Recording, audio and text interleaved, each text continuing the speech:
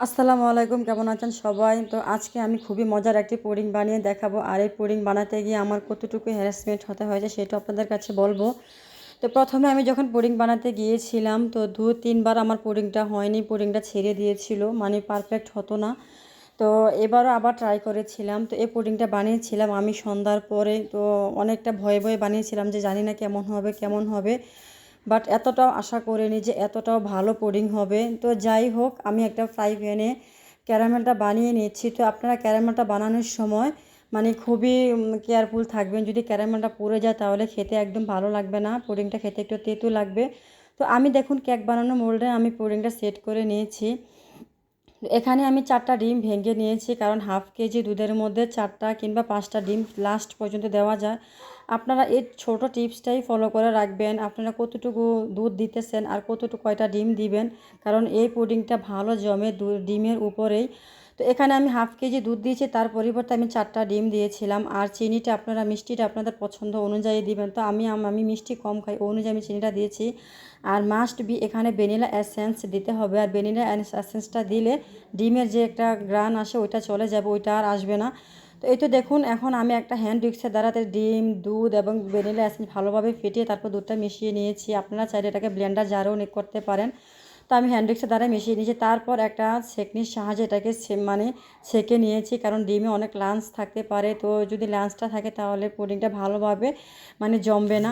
তারপর আমি ছোটো মোল্ডগুলোতে আমি দিয়ে দিয়েছি, কারণ আমার ছোট্ট কিউট বেবির জন্য আমি এই মোল্ডে পুডিংটা বানাবো, কারণ এগুলো দেখতে একটু সুন্দর আর কিউট লাগবে।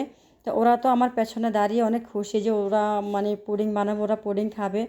তো দেখতেই পেয়েছেন আমি 5টা ছোটো মোল্ড নিয়েছি। তো এগুলোর বোতল আমি দিয়ে দিয়েছি, আর একটা বড় মোল্ডে দিয়ে দিয়েছি। তো জানি না কেমন হবে, দেখা যাক। আর এই তো দেখতেই পাচ্ছেন যে কতটা লাঞ্চ জমে গিয়েছিল। এটা থাকলে পুডিংটা আপনার মানে ভিতরে ফাঁকা থাকবে, এটা ভালো আসবে না। তো এই কারণে সব সময় মাথায় রাখবেন, পুডিংটা ছেঁকে নেবেন। আর পুডিং সবথেকে ইম্পর্ট্যান্ট হচ্ছে আপনি কতটুকু দুধের সাথে কয়টা ডিম দিতেছেন, ওইটার উপরে নির্ভর করবে আপনার পুডিংটা ভালোভাবে জমবে কি জমবে না। তো এই তো দেখতেই পাচ্ছেন আমি প্রথমে ছোট পুডিংটা দিয়ে দিয়েছিলাম, তারপর বড় পুডিংয়ের মোল্ডে দিয়ে দিয়েছি। তো আল্লাহর রহমতে আমার পুডিংটা প্রায় হয়ে গিয়েছে। তারপর আমি পুডিংগুলোকে ফ্রিজে রেখে দিব প্রায় 4 থেকে 5 ঘন্টার জন্য, কারণ যত রকমেরই পুডিং বানান কিংবা ডেজার্ট বানাই এগুলো সবগুলো হচ্ছে ঠান্ডা করে, যত ঠান্ডা করে খাবেন এটার টেস্ট দ্বিগুণ বেড়ে যাবে আর এটা অনেক মজার হয়। তো আমি প্রায় 4 ঘন্টা পরে আমি এটাকে মোল্ড আউট করেছিলাম, কারণ আর রাখতে পারেনি, কারণ ওরা একটু পর পর ফ্রিজ খুলতেছে আর বলতেছে আম্মু আমরা কখন খাবো, তাই ওদের যন্ত্রণায় বের করে নিয়েছি। তো এই তো দেখুন আমার পুডিংটা দেখে বুঝতে পেরেছেন এটা কতটা সুন্দর আর কতটা পারফেক্ট হয়েছে, মানে বলার অপেক্ষায় রাখে না।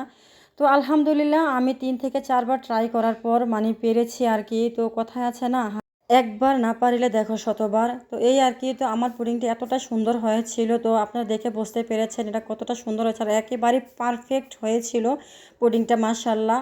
তো আমার ছেলেরা তো এত খুশি, বা প্লাস আমার মেয়েটা তো সবার ছোটো, তো ও অনেক খুশি। ও বুঝতে পারতেছে না এটা আমি কি বানিয়েছি, কিন্তু ও দেখে বলতেছে আম্মু ওয়াও কি সুন্দর। তো এই তো দেখুন আমি পুডিংটা কেটে আপনাদেরকে দেখিয়ে দিচ্ছি, তাহলে আপনার বুঝতে সুবিধা হবে।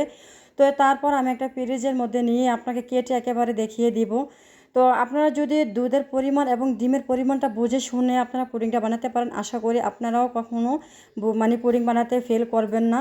তো এই পরিমাণটাই সবসময় মনে রাখবেন। তো আমি 3-4 বার চেষ্টা করার পরে বুঝে গিয়েছিলাম যে পুডিংটা বানাতে হলে প্লাস কোন জিনিসটা সবথেকে বেশি মনে রাখতে হবে। তো আজকের পুডিং বানানোটা আমার কেমন হয়েছে বা কতটা পারফেক্ট হয়েছে চাইলে আপনারা আমাকে কমেন্টে জানাতে পারেন। তো আজকের ভিডিওটা এখানে শেষ করে বিদায় নিচ্ছি। আল্লাহ হাফেজ।